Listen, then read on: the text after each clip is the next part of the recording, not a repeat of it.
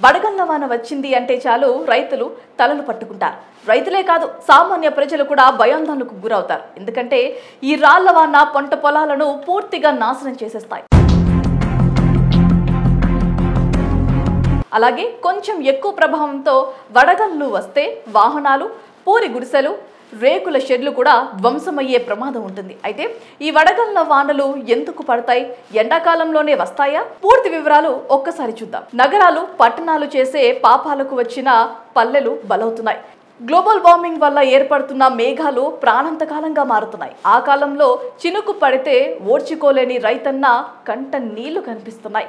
ఆధునికీకరణలో అభివృద్ధి వైపు సాగుతున్న ప్రపంచాన్ని చూసి ఆనందించాలో, అభివృద్ధి ఎరగని రైతుని చూసి బాధపడాలో అర్థం కాని పరిస్థితి ప్రస్తుతం సమాజంలో ఉంది. 5 నెలలు కష్టపడితే వచ్చిన పంట అకాల వర్షాలకు కనుమరుగైపోతే కంట్లో కావిడి పెట్టుకుని తల పట్టుకున్న రైతన్నకు భరోసా ఎవరిస్తారు? ముఖ్యంగా వడగళ్ల వాన, రాళ్ల వర్షం అని పిలిచే ఈ వాన ఈ మధ్యకాలంలోనే కాదు, ప్రతి ఏడు సమ్మర్లో కురుస్తుండటం చూస్తూనే ఉన్నాం. అయితే వడగళ్ల వర్షం సమ్మర్లోనే ఎక్కువ ఎందుకు పడుతుంది? దానికి కారణం ఏంటనేది ఇప్పుడు చూద్దాం. వడగళ్ల వర్షానికి ప్రధాన కారణం వాతావరణంలో ఎత్తులో ఉండే మేఘాలు. భూమి ఎక్కువగా వేడెక్కి ఆ వేడి గాలి తేమతో సహా బాగా ఎత్తుకు వెళ్ళినప్పుడు అకస్మాత్తుగా ఏర్పడే మేఘాలను క్యుములోనింబస్ మేఘాలు అంటారు. అంతటి ఎత్తులో ఆ మేఘాల్లోని తేమ వల్ల చిన్న చిన్న మంచు ముక్కలతో కూడిన పలకలు ఏర్పడతాయి. అక్కడ గాలులు కిందకు పైకి కదులుతూ ఉండటం వల్ల పలకలుగా ఉన్న మేఘాలు ఒక్కదానితో ఒకటి ఢీ కొట్టుకుంటాయి. అప్పుడు ఆ పలకలు మంచు ముక్కలుగా విడిపోయి నేలపై పడతాయి.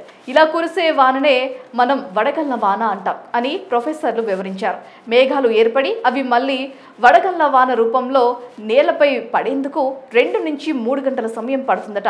వడగళ్లు ఏర్పడటంతో అప్పటికప్పుడు స్థానిక వాతావరణంలో జరిగే మార్పుల పాత్ర గురించి పూణేలోని National Human Mission project manager professor Ramakrishna వివరించారు.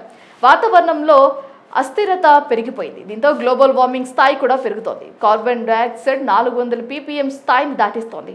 వడగళ్ల వానలు ఇటీవల ఎక్కువగా కనిపించడానికి ప్రధానంగా స్థానికంగా వాతావరణంలో పెరుగుతున్న మార్పులే ప్రధాన కారణంగా చెప్పుకోవచ్చు. ఇందులో పట్టణీకరణ ముఖ్య పాత్ర. ఎక్కడైతే వేడి వాతావరణం ఎక్కువగా ఉండి చల్లని గాలులు వచ్చి కలుస్తాయో అక్కడ ఏర్పడ్డ మేఘాలు వాతావరణంలో పై భాగానికి చేరుకుంటాయి.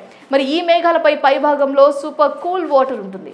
క్రమంగా ఈ మేఘం గడ్డ కట్టేస్తోంది. ఈ గడ్డ కట్టిన మేఘాల్లో మంచు గడ్డలు అధికంగా ఉంటాయి. ఈ మేఘానికి సమీపంలో పైకి వీచే గాలులు ఈ గడ్డ కట్టిన మేఘాన్ని క్రమంగా బలహీనపరుస్తూ ఉంటాయి. ఇదే సమయంలో గడ్డ కట్టిన 2 మేఘాలు ఒకదానితో ఒకటి ఢీకొట్టి ముక్కలుగా విడిపోయి నేలపై పడతాయి. అలా ఢీకొట్టినప్పుడు అవి చిన్న చిన్న ముక్కలుగానే విడిపోతాయి. అవి కిందకు వచ్చినప్పుడు వాతావరణంలోని గాలితో రాపిడి వల్ల అవి 30 మిల్లీమీటర్ల పరిణామం వరకు ఉంటుంది. భూమధ్య రేఖకు దగ్గరగా ఉండే భారత్ లాంటి దేశాల్లో ఏర్పడే వడగండ్లు క్రికెట్ బాల్ అంతవరకు ఉంటాయి.